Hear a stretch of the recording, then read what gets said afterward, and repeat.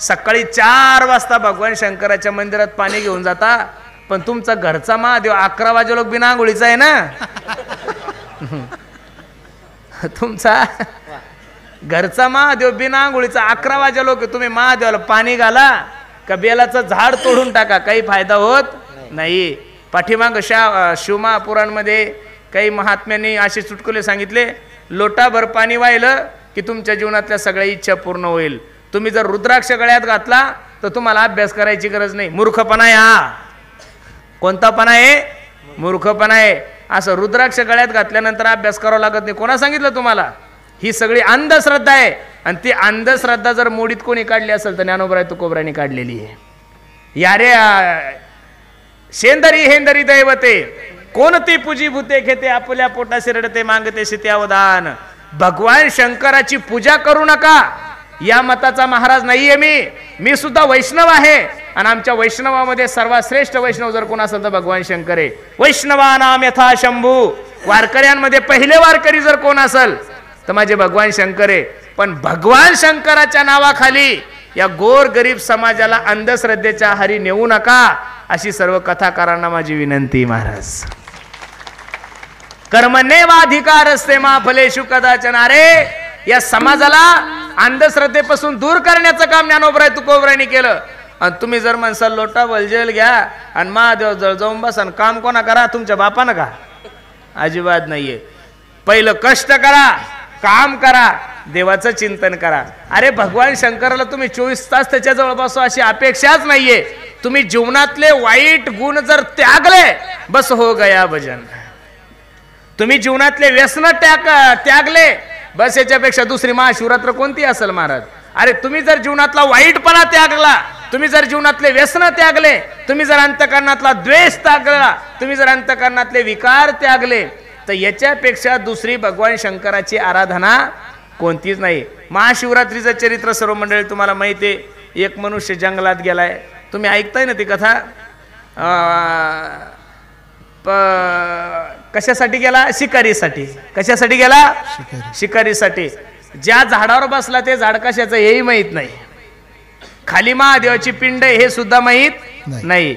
आता भूक लागली. आता काही लोकांना भूक लागली, कोणी नख खातं, कोणी दात खातं. प्रत्येकाची भूक लागल्यानंतरची शरीराचे हावभाव वेगळे असतात. आता शिकाराही मिळत नव्हती, भूकही लागलेली होती आणि त्याला माहीतही नव्हतं की त्या दिवशी महाशिवरात्र आहे म्हणून. लक्ष देऊन ऐका बरं. महाशिवरात्र आहे हेही माहित नाहीये. ज्या झाडावर बसला ते झाड बेलाचं हेही माहित नाहीये. बेलाच्या झाडाखाली महादेवाची पिंड आहे हे सुद्धा माहित नाहीये. मग काय करावं? झाडाचा पाला तोडायचा, खाली टाकायचा.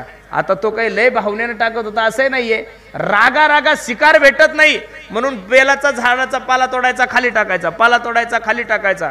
भगवान शंकराने विचार केला, काही असो का नसो याला दिवसभर उपवास घडला म्हणजे निर्जला घडली. काय घडली? निर्जला घडली. आणि दिवसभर त्यानं बेलाचे पानं काय केले? माझ्या अंगावर टाकले. आणि भगवान शंकर प्रसन्न झाले. काय झाले? प्रसन्न झाले. उदाहरण सोडून द्या, तुम्हाला किती पट भावतंय तुमच्या अंतकरणाला तुम्हाला माहित. मलाही भावलं. लक्ष देऊन ऐका. तो कोणत्या झाडावर बसला होता हे नका पाहू, खाली पिंड कोणाची होती हेही त्याला माहित नाहीये. त्या दिवशी महाशिवरात्र ही त्याला माहित नाहीये. काही माहित नसताना जर भगवान शंकराने त्याचा उद्धार केला, तुम्हाला आणि मला जर सर्व माहित आहे, आपण सर्व माहिती असून जर माझ्या भगवान शंकराची आराधना केली तर निश्चित माझ्या भगवान शंकराची कृपा तुमच्या आणि माझ्यावर झाल्याशिवाय राहणार नाही. लक्ष देऊन ऐका. एवढं भोळं दैवत आहे महाराज. नाथ बाबा त्याला भोळा म्हणतात. शिव भोळा चक्रवर्ती. काय भोळेपणा आहे हो. अहो रावणानं बायको मागितली होती भगवान शंकराची. काय मागितली होती? बायको. पार्वती सुद्धा रावणाला देऊन टाकली. एवढं भोळं जगात कोणीच नाहीये. समुद्र मंथनातून 14 रत्न निघले. किती रत्न निघले? त्यातलं सगळ्यात चुकीचं रत्न होतं विष. कोणी ऐरावत नावाचा हत्ती घेतलाय, कोणी लक्ष्मी घेतली, कोणी अमृत पेलय. आणि ह्या बाबाच्या वाट्यावर काय आलंय? विष आलंय. पण जगाच्या कल्याणासाठी ते विष सुद्धा माझ्या भगवान शंकराने प्राशन्य केलं. पण एवढं हळहळीत विष होतं की ते कंठाच्या खाली जायनं आणि कंठातही राहिनं. कंठात विष अडकल्यामुळं भगवंताचा कंठ कसा झाला? निळा झाला. काय झाला? निळा. म्हणून भगवान शंकराचं एक नाव नीलकंठ आहे. काय आहे? नीलकंठ आहे. गळ्यामध्ये सर्प आहे का? विषारी आहे. एवढी आग शरीराची दहा झाली की भगवान शंकराला कुठं जाऊन बसावं लागलं? कैलासात. कुठं जाऊन बसले? कैलासात. एका हिंदी कवीचं वाक्य तो किती सांगतोय पहा. भोलानाथ से निराला कोई और नहीं, भोलानाथ से निराला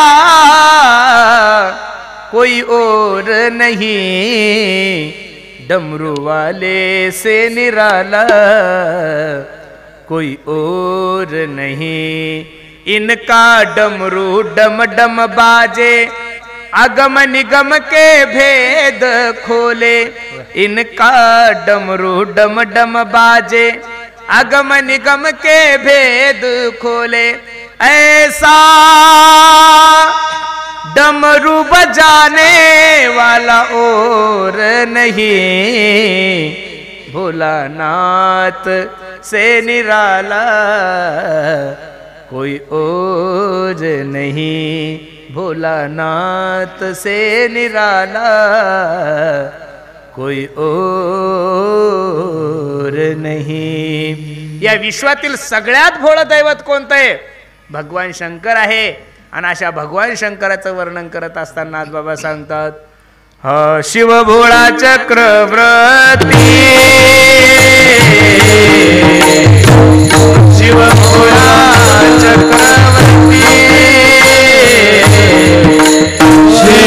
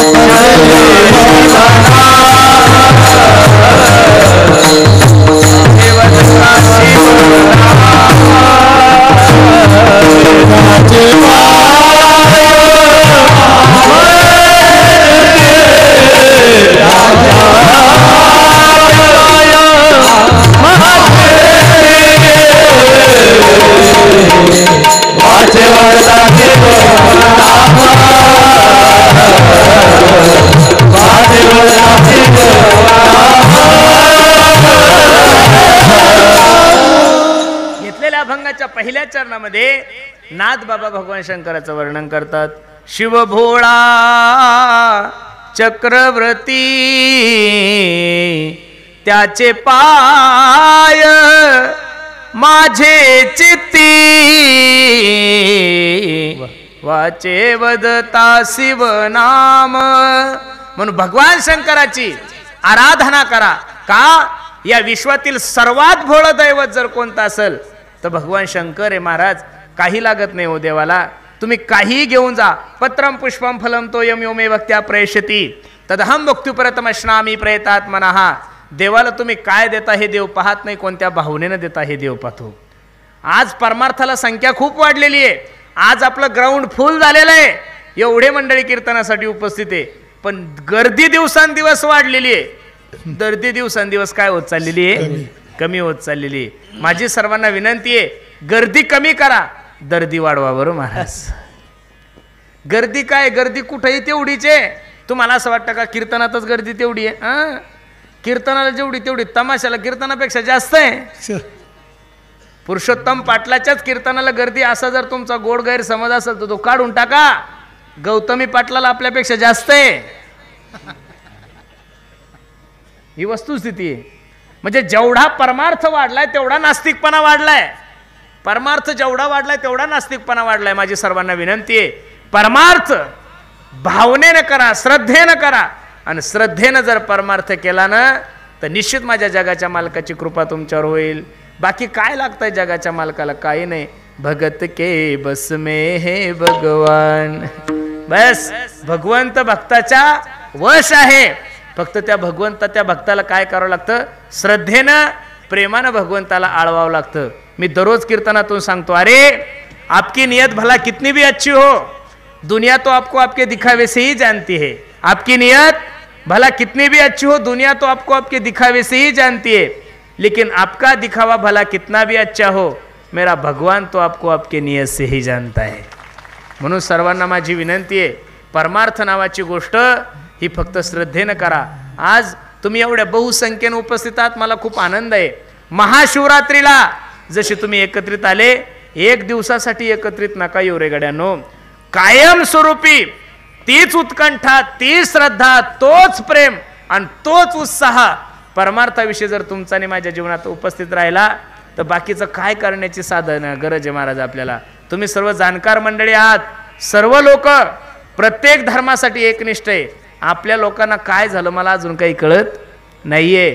अरे मुस्लिम धर्माच्या लोकांनी हिरवा झेंडा वर करू द्या, सर्व मुस्लिम बांधव त्या झेंड्याखाली जातात, एवढी एकी त्यांची. बौद्ध धर्माच्या लोकांनी निळा झेंडा वर करू द्या, सर्व बौद्ध बांधव त्या झेंड्याखाली जातात, एवढी एकी त्यांची. अरे आपला पहिला प्रश्न निर्माण होतो, कोणता झेंडा घेऊ हाती? घर एकन झेंडे 12, घर एकन झेंडे किती? 12. बायको एका पक्षात, मा एका पक्षात, आजी एका पक्षात, आजोबा एका पक्षात. नवीन आलेली सुनबाई कब्बशी घेऊन अपक्षच फिरते. कसा ताळा जमल रे आपल्या गड्यांनो. कधीतरी आपल्याला एकत्रित येण्याची गरज आहे ना महाराज. कधीतरी आपण एकत्रित आलं पाहिजेत. आणि का भगवंताच्या दरबारात नाही आलं पाहिजेत? मी तर नेहमी सांगतो, दरबार हजारो देखे है पर ऐसा कोई दरबार नहीं, दरबार हजारो देखे है. हजारो दरबार तुम्ही पाहिले असतील, पण या दरबारामध्ये या, इथं समाधान आहे का? इथं कोणत्याही प्रकारचा विचार केला जात नाही. या रे लहान थोर, याती बलते नारी नर, करावा विचार न लगे चिंता कवनाची, न पाहे याती कुळाचा विचार, भक्त करुणा कर ज्ञानाबाई. न पाहे याती कुळाचा विचार, भक्त करुणा कर ज्ञानाबाई. या धर्म व्यासपीठाच्या समोर कधी जातीवाद केला जात नाहीये. कोणत्या प्रकारचा उच नीचपणा इथं नाहीये. इथं सकळांशी येथे आहे अधिकार. कलियुगी उद्धार हरीच्या नामे. अरे आम्ही शाळेत गेल्यानंतर पहिल्या वर्गात आमच्या सरांनी आम्हाला 1 2 3 4 नाही शिकवलं हो. क ख ग वगैरे नाही शिकवलं. पहिलं हात पुढं करायला लावलं आणि आपल्याला म्हणायला लावलं, म्हण India is my country, all Indians are my brothers and sister, I love my country. Bharat माझा देश आहे, सारे भारतीय माझे बांधव आहे आणि माझ्या देशावर माझं प्रेम आहे. एवढे सुंदर शिक्षण जर या जगाच्या पाठीवर कोणत्या देशाला दिलं असेल तर ते फक्त आणि फक्त आपल्या भारत देशाला दिलंय. म्हणून सर्वांना माझी विनंती आहे, भोळं असणारं दैवत आमचे भगवान शंकर, त्याची आराधना करा. आणि तुक नाथ बाबा त्याचं वर्णन करत असताना सांगतात, शिव भोळा चक्रवर्ती त्याचे पाय माझे चित्ती. काऊ नाथ बाबा काय करायचं या नावाचं? एवढं भोळं दैवत आहे, काहीच नका करू. तुम्हाला जर जीवनामधले तुमचे काम क्रोध नाहीसे करायचे असेल तर त्या भगवान शंकराचं काय करा? नामस्मरण करा. किती गोडे पहा. वाचे वदता शिव नाम, वाचे वदता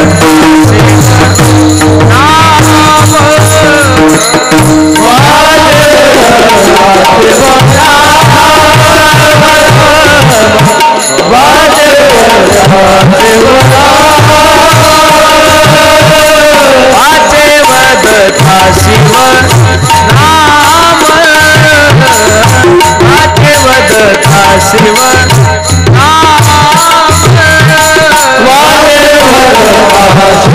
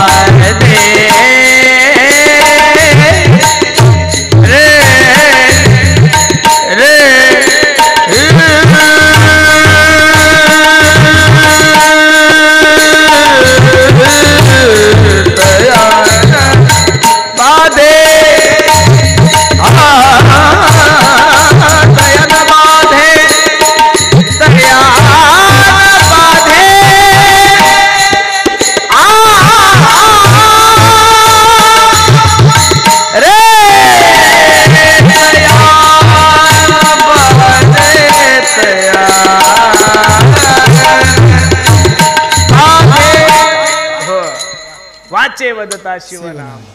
तुम्ही त्या भगवंताचं काय करायचं, चिंतन करायचं. खरं सांगू का, भगवंताचं चिंतन केलं याच्यापेक्षा दुसरं देवाला काहीच आवडत नाही. फक्त तुम्ही देवाचं, अरे स्वतः भगवान शंकर सुद्धा समाधी अवस्थेमध्ये काय करत होते, देवाचं चिंतनच करत होते ना. किती गोड प्रमाणे पहा, कृष्ण नाम प्यारा है, गोपाल नाम प्यारा है, माता पिता बंधु भाई सखा वो हमारा है.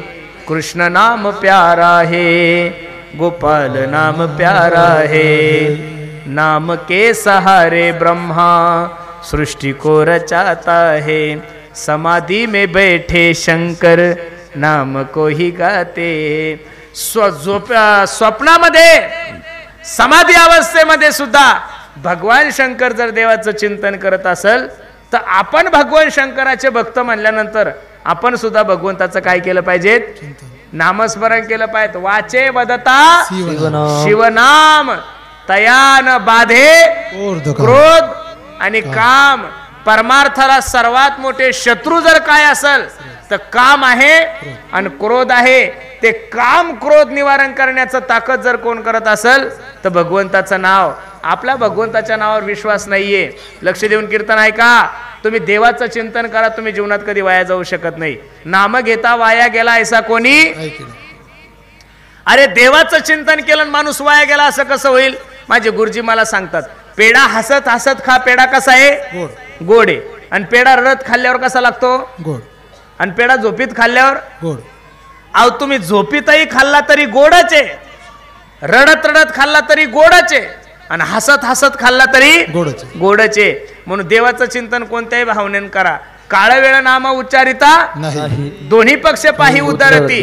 कामामध्ये काम काही म्हणा राम राम, जाईल भवश्रम सुख होईल दुःखाचे. लक्ष देऊन कीर्तन ऐका.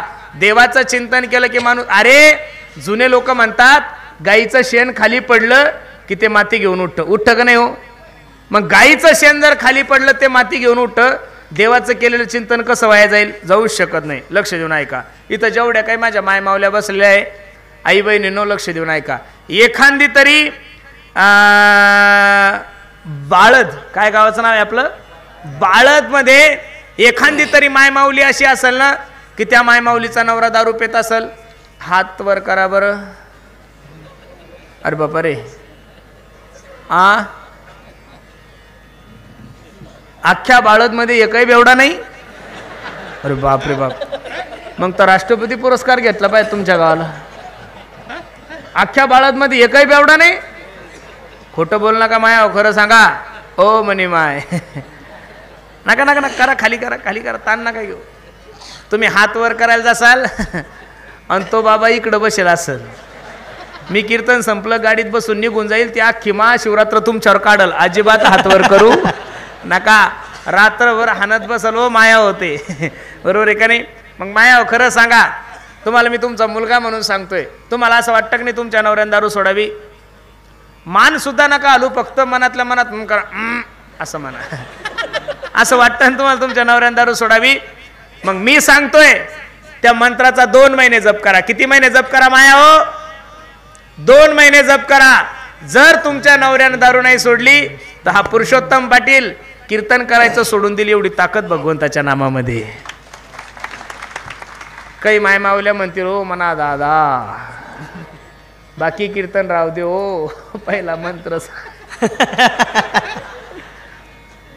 बर, दुसरा मंत्र आमच्या संप्रदायामध्ये नाही. आमच्या संप्रदायामध्ये एकच मंत्र आहे. कोणता पहा.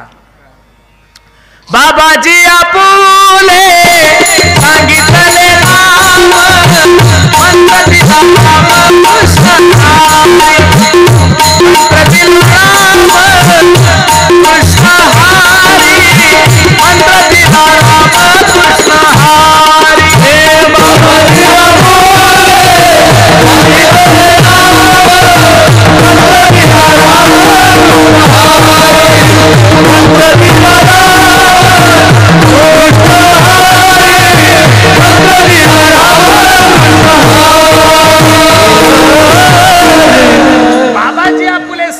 नाम, मंत्र दिला राम कृष्ण. प्रत्येक इथं बसणाऱ्या जेवढ्या काही माझी आई बहिणी मायानो, स्वयंपाक करायला कमीत कमी तुम्हाला 1 तास लागतो का नाही.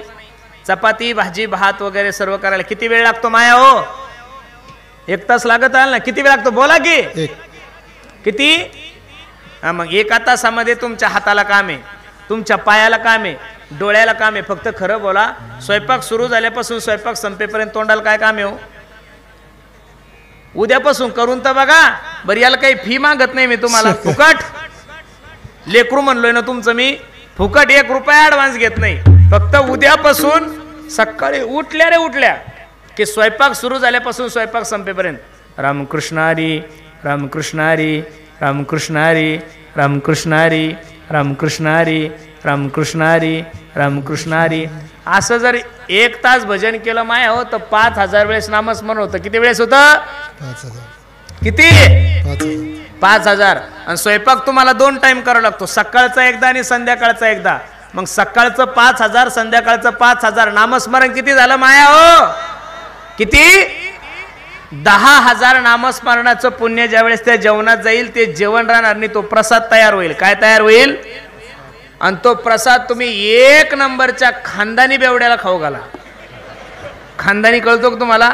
म्हणजे तोही बेवडा, त्याचा बापही बेवडा, त्याचा आजोबाई बेवडा, त्याचा पंजोबाई बेवडा. म्हणजे देशीच्या ड्राम मधून जन्माला आलेली जात त्याला खानदानी म्हणतात. काय म्हणतात त्याला? तुम्ही फक्त 2 महिने तुमच्या नवऱ्याला हा प्रसाद खाऊ घाला. जर तुमच्या नवऱ्याने नाही दारू सोडली तर मी नारदाच्या गादीवरून सांगतो, मी परत कीर्तनाला फेटा बांधणार नाही. एवढी ताकद भगवंताच्या नामामध्ये महाराज. तुम्ही करून पहा, तुमचा आणि माझा विश्वास कमी पडतोय. आणि तशी दारू कशानं सुटत नाही बरं माया हो? कोणत्या डॉक्टर कोण नाही, कोणत्या डॉक्टरींकून नाही, कोणत्या बाबाकून नाही, कोणत्या बाबीकून नाही. लोक म्हणतात त्या मुंबईला इंजेक्शन भेटतं, इंजेक्शन आणि दारू सुट्टी. कोण म्हणतं तुम्हाला? अहो, आमच्या गावचे बेवडे क्रुझरच्या क्रुझर भरून गेले तिकडं. अहो, हे पेतपेतच गेले तिथपर्यंत. 50,000चं इंजेक्शन टोचलं नाही, हे परत पेतपेतच घरी आले. इंजेक्शनानं दारू सुटत. आणि इंजेक्शनानं जर दारू सुटली असती तर इथं बसणाऱ्या माझ्या प्रिय बेवड्यांनो, तुमच्या बायकोनं झोपीत इंजेक्शन दिलं असतं, मेल्या दारू पितो तू, दिलं असतं पोचून. इंजेक्शनानं दारू सुटत नाही. म्हणून देवावर विश्वास ठेवा, देवावर विश्वास ठेवा. तुम्ही म्हणसाल महाराज याच्यासाठी पुरावा काय? अरे नाम घेता वाया गेला ऐसा कोणी? अरे देसा होऊ शकत नाही. आपला विश्वास नाहीये देवावर. देवावर विश्वास टाका. 10-12 दिवसापूर्वी एका चांगल्या खासदारांचा वाढदिवस होता आणि माझं कीर्तन होतं. कीर्तन संपल्यानंतर आम्ही सर्व मंडळी जेवायला बसल्यानंतर ते खासदार मला सांगू लागले, म्हणे महाराज एक मतदारसंघ सांभाळावा लागतो आम्हाला, एक जिल्हा सांभाळावा लागतो. तुम्ही 4 राज्यामध्ये कीर्तन करता, कधी थकत नाही, तुमच्या गाडीला कधी अपघात होत नाही. कोणत्या जोरावर, कशाच्या जोरावर हे सगळं करता हो? मी त्या खासदारांना सांगितलं, म्हणलं खासदार महोदय, रात्री कीर्तन संपलं की आमचा ड्रायव्हर रात्रभर गाडी चालवत नाही. रात्री 9 ते 11 कीर्तन संपलं की रात्रभर आमचा ड्रायव्हर गाडी चालवत नाही. ड्रायव्हरच्या रूपात रात्रभर गाडी चालवायचं काम आमचा पांडुरंग परमात्मा करतो. त्याच्यामुळे दुःख होण्याचं काही कारण नाही. अरे आपला विश्वास नाहीये. एका माणसाची डोक्याची सीर ब्लॉकेज झाली. ऐका ना दादा, माझ्याकडे पहा थोडं. एका माणसाची डोक्याची सीर ब्लॉकेज झाली. विको दे थोडा. एका माणसाची डोक्याची सीर ब्लॉकेज झाली. त्याला जळगावच्या सर्वात मोठ्या महागड्या हॉस्पिटलमध्ये भरती केलं. 4 तास ऑपरेशन झालं. आणि ऑपरेशन थिएटरच्या बाहेरच्या वेळेस म्हाताऱ्याला काढल्यानंतर डॉक्टरने बिल 15 लाख रुपये काढलं होतं. ते 15 लाख रुपये पाहून ते म्हातारा ढसा ढसा रडायला लागलं. डॉक्टर माळकरी होता. ओ बाबा, बाबा ऐका ना, ते 15 लाख रुपये जर तुम्हाला थोडे जास्त वाटत आले तर त्यातले मी 4-5 लाख रुपये कमी करतो. फक्त तुम्ही माझ्या आजोबासारखे प्लीज रडू नका. म्हातारा हसलं आणि डॉक्टरला सांगतं, ए डॉक्टर, मी भडगावचा आहे, 50 एकर जमीन आहे माझ्याकडे, 25 एकर केळीचा बाग आहे, कपाशी वगैरे सगळं काही. अरे वार्षिक 2 कोटी रुपयाचं उत्पन्न घेतो मी. तू जर 25 लाख रुपये बिल काढलं असतं तरी मी 2 मिनिटात ते बिल पे केलं असतं. एवढी ताकद आहे माझ्यात, एवढा पैसा आहे. डॉक्टराला आश्चर्याचा धक्का बसला. बाबा एवढे जर तुम्ही श्रीमंत आहात, एवढी जर तुमच्याकडे प्रॉपर्टी बाबा, मग रडता का तुम्ही? त्यावेळेस रडता रडता म्हातारं सांगू लागलो, डॉक्टर 4 तास ICU मध्ये माझं शरीर सांभाळलं तू, तर माझ्या शरीराचं मेंटेनन्स 15 लाख रुपये काढलं रे. वयाच्या 85 वर्षापर्यंत माझ्या देवानं मला सांभाळलं, पण रुपयाचं सुद्धा मेंटेनन्स घेतलं नाही. दुःख माझ्या जीवनामध्ये. का देवासाठी वेळ देऊ नये आपण? दिला पाहिजेत ना महाराज. तेरी बिगडी हो तेरी बिगड़ी बनाएगा विश्वास जरूरी है, विश्वास जरूरी है. इथं बसणाऱ्या सर्व माझ्या आई बहिणी, त्यांच्या गळ्यामध्ये फक्त तुमच्या नावाचं मंगळसूत्र आहे आणि तुमच्या नावाचं कुंकू लावतात. त्या काय करतात? तुमच्या नावाचं मंगळसूत्र आहे आणि तुमच्या नावाचं नुसतं कुंकू लावतात, तरी जीवनभर नवरा तिची सेवा करतो. किती सेवा करता तुम्ही तुमच्या बायकोची? अरे तुमच्या काळ्या बेंद्र्या बायकोसाठी तुम्ही स्वतःच्या मायला बोलत नाही, तुमच्या बायकोसाठी तुम्ही तुमच्या बहिणीला बोलत नाही, बापाला घराच्या बाहेर काढता. काय केलंय त्या बायकोने तुमच्यासाठी? स्वर्गातून अमृत आणलं नाही, फक्त गळ्यामध्ये तुमच्या नावाचं मंगळसूत्र घातलंय आणि तुमच्या नावाचं कुंकू लावलंय आणि तिनं जीवनभर फक्त ठरवून घेतलंय की आता माझं जगणंही माझ्या नवऱ्यासोबत आहे आणि माझं मरण सुद्धा कोणासोबत आहे? नवऱ्यासोबत आहे. जबाबदारी तुमच्यावर टाकली तर जीवनभर तुम्ही तिचा सांभाळ करता. माझ्या पांडुरंगाची माळ एकदा गळ्यामध्ये घालून पहा आणि त्याच्या नावाचा गोपीचंदन टिळा लावा आणि एकदा म्हणा, देवा माझी सर्वस्व जबाबदारी तुझ्यावर आहे. मी नारदाच्या गादीवर सांगतो, याद आएगी उनको कभी ना कभी, कृष्ण दर्शन तो देंगे कभी ना कभी, ऐसा विश्वास मन में जगाते चलो, कृष्ण गोविंद गोपाल गाते चलो, काम करते चलो, नाम जपते चलो, हर समय कृष्ण का ध्यान करते चलो, कृष्ण गोविंद गोपाल गाते चलो. विश्वास टाका माझ्या जगाच्या मालकावर. त्याचं चिंतन केलं, त्याचं भजन केल्यानंतर तयाच्या चिंतने निरसेल संकट, तुटे भवरोग संचित क्रियामान भोग. फक्त तुम्हाला काय करावं लागल? वाचे वदता शिवनाम, शिवनाम. काहीच करायचं नाही बसल्या ठिकाणी. नम शिवाय ओम नम शिवाय, हर हर भोले नम शिवाय, हर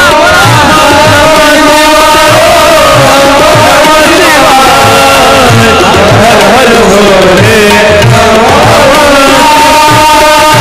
नम शिवाय ओम नम शिवाय, हर हर भोले नम शिवाय.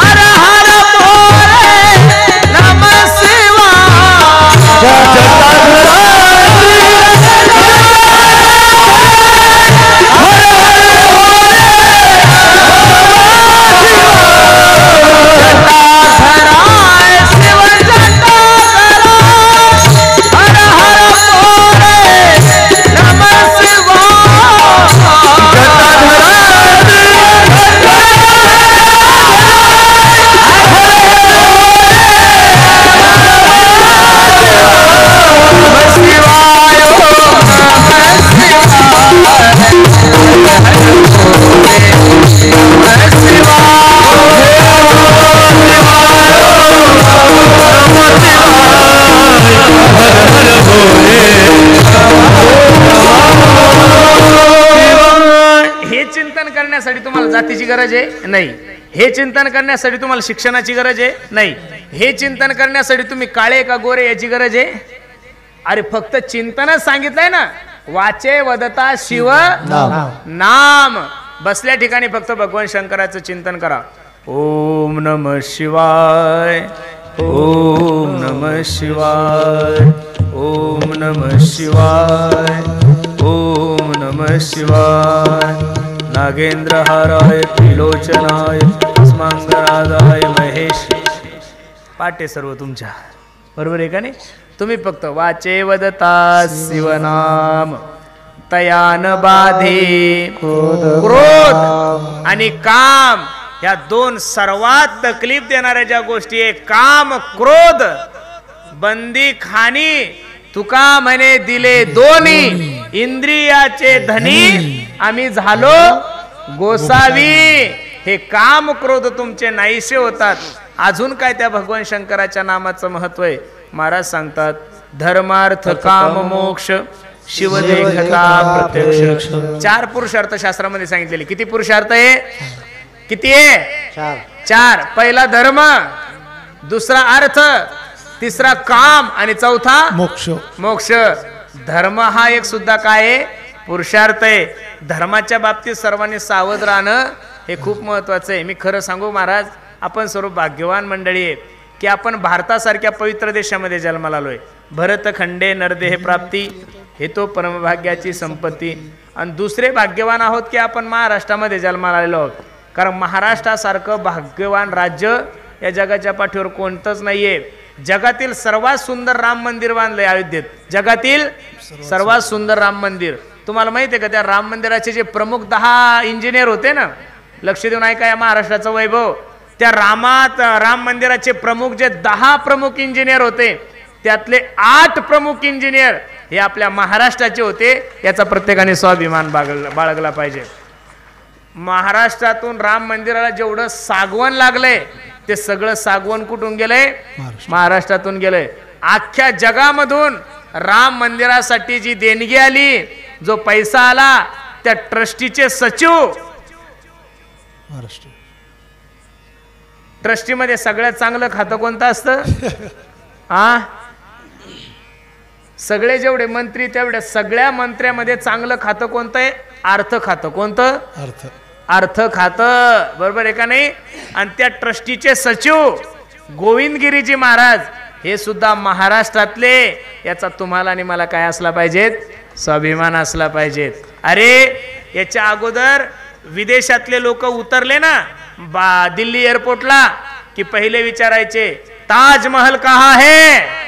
आता विदेशातला कोणता जरी फॉरेनर दिल्ली एअरपोर्टवर उतरला तर त्याच्या मुखातून पहिला शब्द निघल अयोध्येचं मंदिर कुठे आहे म्हणून, बरोबर आहे का नाही? राम मंदिर कुठे आहे? एवढं सुंदर मंदिर बांधलंय। अरे काल आमचे काही महाराज मंडळी तिथे गेले होते।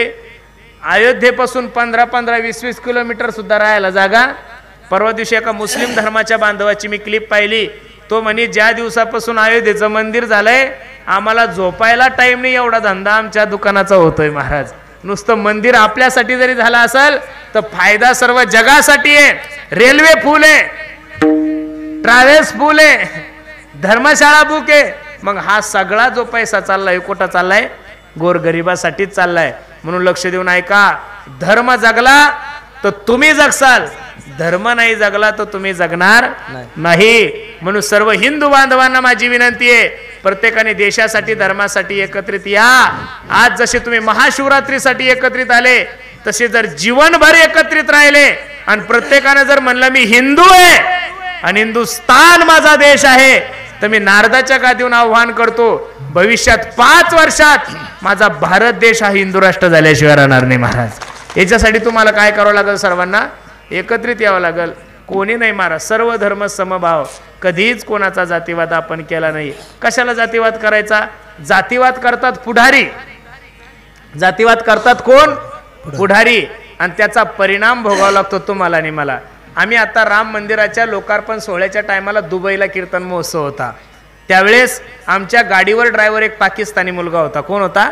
पाकिस्तानी मुलगा। मी त्यांना म्हणलं का रे तुमच्या पाकिस्तानचं वातावरण कसं आहे? तो म्हणे महाराज कशाचं काय आहे आम्हाला काहीच कळत नाही, आमचा देश सगळ्यात गरीब आहे म्हणे, आम्ही पोटं भरण्यासाठी कुठं आलोय?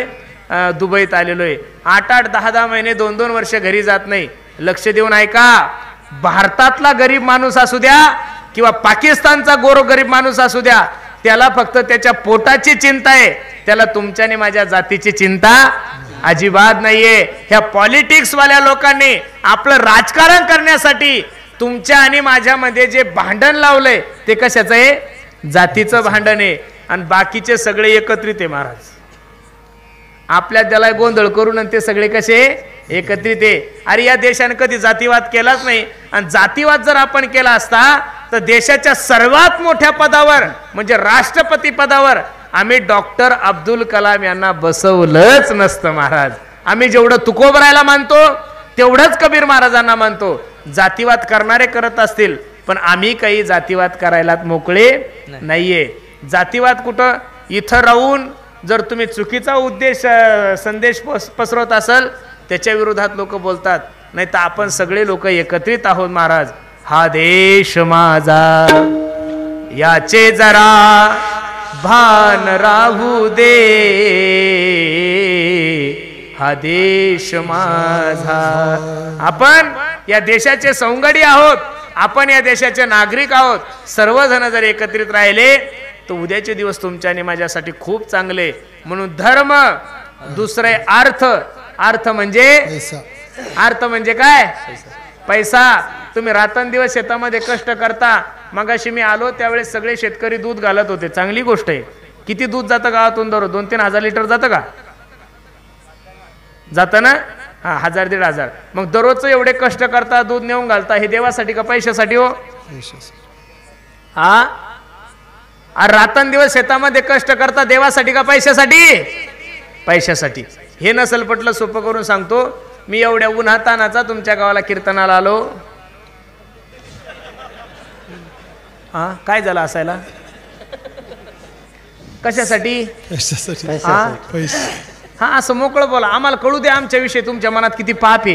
हे तोंडावाटे बाहेर तुम्ही असं मनात नका ठेवू. डायरेक्ट लोक धर्म, अर्थ, काम आणि मोक्ष हे चारही पुरुषार्थ तुम्हाला साध्य होतील केव्हा? शिव देखता प्रत्यक्ष. आणि तुमच्या जीवनातलं कितीही मोठं संकट असू द्या, तुमच्या जीवनातलं कितीही मोठं दुःख असू द्या, त्या भगवंताच्या, त्या भगवान शंकराच्या चिंतनानं ते नाहीच होतं. नाथ बाबा सांगतात, हा एका जनार्दनी शिव, हा एका जनार्दनी शिव, हा एका जनार्दनी शिव,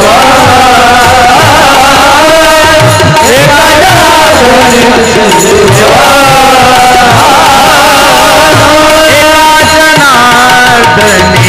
शिव, शिव, एका जनार्दनी शिव, एका जनार्दनी शिव,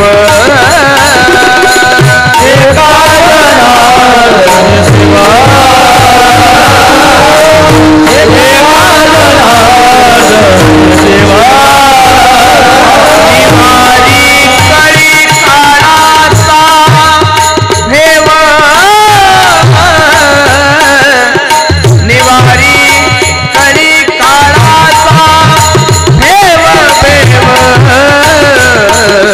वाते वदता शिवनाम,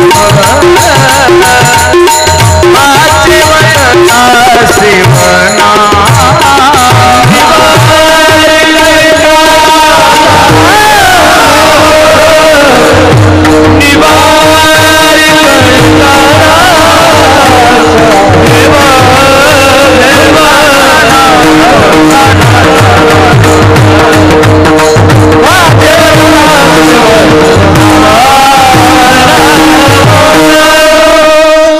एका जनार्दनी शिव, निवारी कळी काळाचा.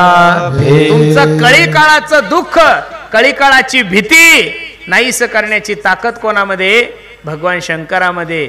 तुमच्या जीवनाचा शेवटचा पर्याय जर देव असेल ना महाराज, तर तुमच्या जीवनातला पहिला पर्याय सुद्धा देव असला पाहिजे. 4 तास डॉक्टर ऑपरेशन करतात. ऑपरेशन थिएटरच्या बाहेर ज्यावेळेस डॉक्टर येतात त्यावेळेस नातेवाईक विचारतात, ओ डॉक्टर साहेब कसं आहे माझ्या आईची तब्येत? डॉक्टर सांगतोय, बघा मला जेवढं जमलं तेवढं मी प्रयत्न केले. आता याला वाचवण्याचं काम कोणाचं आहे? देवाचं. कोणाचं आहे? देवाचं. मग देव जर शेवटचा पर्याय तर देव पहिला पर्याय का नसावा? सकाळी उठल्यानंतर पहिलं मारुतीरायाच्या मंदिरात माणूस गेला पाहिजे. काय तुम्हाला कळत नाही, काही कळत नाही महाराज, कोणत्या तंद्रीत जगताय काही कळत नाही. अरे मुस्लिम धर्मातले लोक तुमच्याने माझ्यासोबत राहतात. मुस्लिम धर्माचा माणूस दिवसातून 5 वेळेस जर नमाज पडत असेल तर आपण एकदा तरी मारुतीरायाच्या मंदिरात गेलं पाहिजेत का नाही हो? आपण एकदा तरी हनुमान चालीसा म्हणली पाहिजेत का नाही हो? आपण एकदा तरी भगवान शंकराच्या मंदिरात गेलं पाहिजेत का नाही हो? आपण एकदा तरी पांडुरंगाच्या मंदिरात गेलं पाहिजेत का नाही हो? अहो काही काही मारुतीच्या मंदिरात फक्त लग्न ठरल्यावरच जातात आणि बस मेल्यावर एकदा तिथून जातात नाही तर जीवनभर दर्शनाला जात नाही. किती आडेलपणा झाला हा. जा जा देवासाठी वेळ काढा. तुम्ही त्याच्यासाठी वेळ काढा, तो तुमच्यासाठी वेळ काढल. आणि तुम्ही जर त्याच्यासाठी नाही वेळ काढला तर तो तुमच्यासाठी वेळ काढणार नाही. मला आनंद आहे महाराज, या मंडपाचा सर्वे केला तर सर्व तरुण पोर आहे. तरुण पोरांनो, मी तुमचा भाऊ म्हणून तुम्हाला मार्गदर्शन करेल गड्यानो. इथं मी तुम्हाला भगवान शंकराचं चरित्र सांगण्यासाठी नाही आलो. तुम्हाला सर्वांना भगवान शंकराचं चरित्र माहिती आहे. दरवर्षी महाशिवरात्र निमित्त कार्यक्रम होतो. मी तुम्हाला जागृत करण्यासाठी आलो. पोरांनो, तुम्ही उद्या या देशाचं भविष्य आहे. तुम्ही उद्या या देशाचं उज्ज्वल भविष्य आहे. तुमच्या खांद्यावर या देशाची पताका आहे. म्हणून तरुणांना माझी विनंती, पोरांनो जर लागाव एवढा सुंदर कार्यक्रम आहे, ऐका ना. त्या कार्यक्रमाला गालबोट लागल असं कोणताही कार्य करू नका. उठून जाऊन तुम्ही काय उद्या काही तुम्ही काही जिल्ह्याचे पालकमंत्री नाही म्हणून उद्याची कॅबिनेट आहे, काही एखादी जिल्हा बैठकीची काही अशी मीटिंग नाही आहे. तुम्ही एकदम साधारण माणसं आहे. एवढा वेळ झाला, मी काही जास्त मिनिट नाही घेतले. 11च वाजले, अजून 5 मिनिटं तुमचे घेतो, जास्त घेणार नाही. मला माहिती आहे मी रात्रभर जरी कीर्तन केलं तरी तुम्ही सुधारणार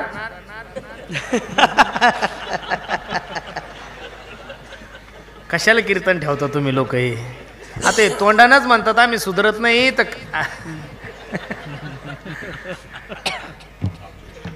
जाता जाता सर्वांना एवढीच विनंती करायची, मायबाप देशाविषयी धर्माविषयी स्वाभिमान बाळगा. आणि नाही काही जमलं तरी चालेल, प्रत्येकानं आपल्या आईवडिलाची सेवा करा. मी दररोज सांगतोय, ज्या दिवशी तुमच्या जीवनातली माय जाईल ना, थोडा विकू दे, ज्या दिवशी तुमच्या जीवनातली माय जाईल ना, ज्या दिवशी तुमच्या जीवनातला बाप जाईल त्या दिवशी तुम्ही पोरके होसाल. तुमच्या जीवनातलं खरा आनंद तोपर्यंत जोपर्यंत तुमचे मायबाप जिवंत आहे. पैसों से खाना मिल सकता है, पैसों से भूख नहीं मिल सकती. पैसों से किताबें खरीद सकते हो, पैसों से ज्ञान नहीं खरीद सकते. पैसों से अच्छा बिछाना खरीद सकते हो, पैसों से नींद नहीं खरीद सकते. उसी तरह पैसों से बहुत अच्छी बीवी आप लोगों को मिल सकती है, लेकिन पैसों से एक बात इस बाजार में नहीं मिलती, उसे माँ बाप कहते. म्हणून सर्वांना माझी विनंती, महाराज प्रत्येकानं आपल्या आईवडिलाची सेवा करा. एक उदाहरण सांगू तुम्हाला, खूप सुंदर आहे, लक्षात येईल तुमच्या. ऐका. एका माय माऊलीचा डोळा खराब झाला, रडायला लागली ती. ए दादा, डोळा खराब झालाय रे सोन्या माझा, काळजी करू नको माय. जळगावच्या सगळ्यात मोठ्या महागड्या हॉस्पिटलमध्ये घेऊन जातो आणि तुझ्या डोळ्याचं ऑपरेशन करतो. आई रडायला लागली. दादा, जळगावला जाऊन जर डोळा नीट नाही झाला तर काय करशील? मुलगा रडायला लागला आणि सांगू लागला, आई ह्या वर्षी तुझ्या आशीर्वादाने भरपूर उत्पन्न झालंय ग. मुंबईच्या सगळ्यात मोठ्या महागड्या हॉस्पिटलमध्ये घेऊन जातो माय आणि तुझ्या डोळ्याचं ऑपरेशन करतो. आई परत रडायला लागली. दादा, मुंबईला जाऊन जर डोळा नीट नाही झाला तर काय करशील? मुलगा जोऱ्या जोऱ्यात रडायला लागला. आई, तुझा एकुलता एक मुलगा आहे मी. 15 एकर जमीन आहे ग माझ्याकडं, त्यातली 5 एकर जमीन शावकाराला विकतो माय आणि अमेरिका सारख्या बलाढ्य देशामध्ये घेऊन जातो आणि तुझ्या डोळ्याचं ऑपरेशन करतो. आई रडायला लागली. दादा बस, आता ऑपरेशन करायची गरज नाही रे. आता जरी मला यम नेण्यासाठी आला तरी हसत मुखाने त्या मरणाचा स्वीकार करेल मी. का? माझी कुस पवित्र झाली रे. माझ्या कुशीमधून तुझ्यासारखं प्रेम करणारं पोरग जन्माला आलं. पोरगाई रडतय आणि आई रडती. रडता रडता पोरगा आईला म्हणता, आई तू माझी परीक्षा घेत होतीस का ग माय? हो रे बाळा, मी तुझी परीक्षा घेत होते. बघ आई, मी तुझ्या परीक्षेमध्ये 5 झालो ग माय. तुझ्यासाठी 5 एकर जमीन विकायला तयार झालो. एवढं प्रेम आहे ग माझं तुझ्यावर. पण आई, दुर्दैवानं जर माझा डोळा खराब झाला तर तू माझ्यासाठी काय करशील? रडणाऱ्या आईने पदरानं डोळे पुसले आणि आपल्या पोराला सांगितलं, दाद्या तुझा डोळा खराब झाला ना सोन्या, तुझी आई तुला दवाखान्यात नाही नेणार रे दादा. माझा डोळा काढून तुझ्या हातात दिली. एवढं प्रेम या जगामध्ये आई करते. म्हणून मी नेहमी सांगतो, आई माझी मायेचा सागर दिला तिने जीवनाला आकार. तळपत्या उन्हात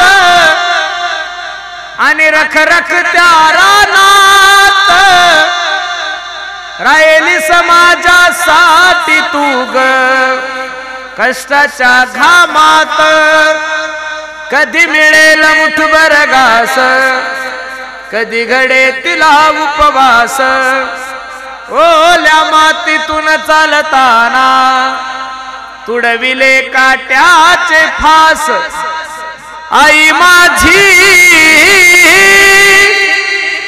मायेचा सागर दिला तिने जीवनाला आकार नभीची चांदणी तू ग चंद्राची कोर शीतल तुझी छाया मला हवी जीवन भर तुझ्या शीतल छायेमध्ये उभ आयुष्य जगेन आई देवापासी मी ग आई तुलाच ग मागेन आई माझी मायेचा सागर दिला तिने जीवनाला आकार म्हणून नाही काही करता आलं ना गड्यानो प्रत्येकाने आपल्या आई वडिलांची सेवा करा धर्माची सेवा करा खूप सुंदर नियोजन तुम्ही सर्व बाळतकर मंडळींनी केलंय नजर लागाव एवढा गोड कार्यक्रम आहे महाराज एखाद्या शावकाराने आपल्या पोरीच्या लग्नासाठी जेवढा खर्च कराव त्याच्यापेक्षा चांगलं व्यासपीठ तुम्ही बनवलंय महाराज वा वा वा वा आणि हा कार्यक्रम नुसतं तुमचं गाव पाहतोय असं नाही 2-4 दिवसांनी अख्खा भारत देश जिव्हाळ्याच्या माध्यमातून तुमच्या गावचा कार्यक्रम पाहिल म्हणून खूप सुंदर सर्व तरुण मित्रमंडळी माझ्या माता मावल्या पुरुष मंडळी सर्वांच्या चरणी मी माझा माता ठेवतो जाता जाता सर्वांना एक छोटीशी विनंती करतो आम्ही ज्या परिसरामध्ये राहतो पूर्ण म्हणलं हा पूर्ण म्हणलं आता अजून म्हणायचं असेल तर चार्जेस लागतील मला त्याचे म्हणून खूप सुंदर नियोजन तुम्ही सर्व मंडळींनी केलंय जाता जाता सर्वांना एक छोटीशी विनंती आहे आम्ही ज्या परिसरामध्ये राहतो त्या परिसरामध्ये एक छोटीशी गोशाळा सांभाळतोय तुम्ही म्हणसाल काही पैसे वगैरे मागता का अजिबात नाही महाराज मी कीर्तनाचा पैसा घेत असेल त्याविषयी काही दुमत नाही घेतोच पण मी त्या पैशाचं करतो काय तुमच्या सर्व ग्रामस्थ मंडळींनी येऊन पाहिलंय कमीत कमी आतापर्यंत माझ्या कीर्तनाच्या पैशातून मी 1 रुपया सुद्धा संसारासाठी खर्चला नाही कीर्तनाच्या पैशातून तेवढी गाडी घेतो बा ती गरज आहे म्हणून बरोबर आहे का नाही नाही तर आतापर्यंत कीर्तनाचा जेवढा पैसा आला त्याचा 3.5 ते 4 कोटी रुपयाचं चोख खोबरायचं मंदिर बांधलंय महाराज मागच्या वर्षी तुमच्या गावचे मंडळी आले होते 50 ते 60 हजार लोकांना आमरस होता किती आणि आमरस काही असा साधा नव्हता टिक्का लावला तर 3 दिवस टिक्का जाणार नाही एवढं घट्ट आमरस सुंदर होतं म्हणून त्या गाईचं रक्षण व्हावं यासाठी एक छोटासा उपक्रम आम्ही हाती घेतलाय सुंदर अशी वारकरी अगरबत्ती आम्ही तयार करतो समोर क्रीटा गाडी उभी आहे प्रत्येकानं घरी जाताना एक अगरबत्तीचा पुडा घेऊन जा तुम्ही म्हणसाल महाराज का घेऊन जा त्याच्यातून जो पैसा येईल तो गोमातेच्या चाऱ्यासाठी आणि पाण्यासाठी जाईल त्यातला 1ही रुपया माझ्या कुटुंबासाठी जाणार नाही याची मी नारदाच्या गादीवरून तुम्हाला शाश्वती देतो जाता जाता महाशिवरात्रीच्या या पर्वावर गावातील सर्व तरुणांना माझी विनंती आहे तरुणांनो सगळं कीर्तन विसरलं तरी चालतं अजिबात ध्यानात काही नका ठेवू फक्त एक गोष्ट माझी ध्यानात ठेवा भाऊ म्हणून ठेवा मित्र म्हणून ठेवा तुमचा हिंदू धर्मातला एक सेवक म्हणून ठेवा जीवनामध्ये सगळं काही करा पोरांनो फक्त जीवनामध्ये व्यसन नका करू हेच आपल्या कीर्तनाचं सार ज्ञानेश्वर